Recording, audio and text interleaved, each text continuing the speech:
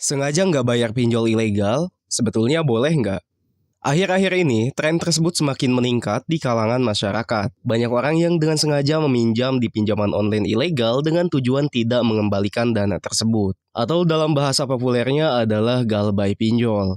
Tapi sebetulnya, jauh sebelum tren galbay pinjol itu muncul, pemerintah memang sudah mengatakan bahwa pinjol ilegal itu tidak harus dibayar. Pernyataan tersebut datang dari Menko Polhukam Mahfud MD di tahun 2021. Pada mereka yang sudah terlanjur menjadi korban, jangan membayar. Jangan membayar. Oke, jadi menurut kalian bagaimana? Kalau menurut pendapat saya pribadi, usahakan jangan sampai menggunakan pinjaman online ilegal kalau tidak siap dengan resikonya. Terutama buat kalian yang baru pertama kali bermain pinjol. Karena pada dasarnya, pinjol ilegal itu sudah melanggar hukum. Jadi, mereka bisa melakukan apa saja dalam melakukan penagihan, baik itu intimidasi, mempermalukan, ataupun yang lainnya.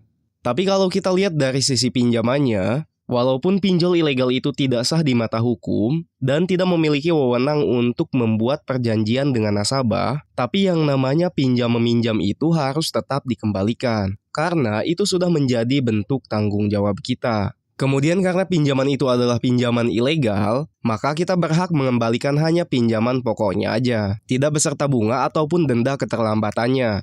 Lalu bagaimana kalau kita maunya galbay aja nih di pinjol ilegal? Artinya, kita tidak mengembalikan sepeser pun pada pinjaman online tersebut. Sebetulnya kalau kalian memutuskan seperti itu pun nggak jadi masalah, karena walaupun pinjol tersebut memiliki opsi untuk mengajukan gugatan perkara, saya rasa pihak pinjol tidak akan memilih opsi tersebut. Karena pastinya yang galbay itu bukan hanya 1-2 orang aja, tapi mungkin sampai ratusan atau bahkan ribuan orang yang galbay di aplikasi tersebut. Bayangkan satu aplikasi versus ribuan orang yang galbay di aplikasi tersebut.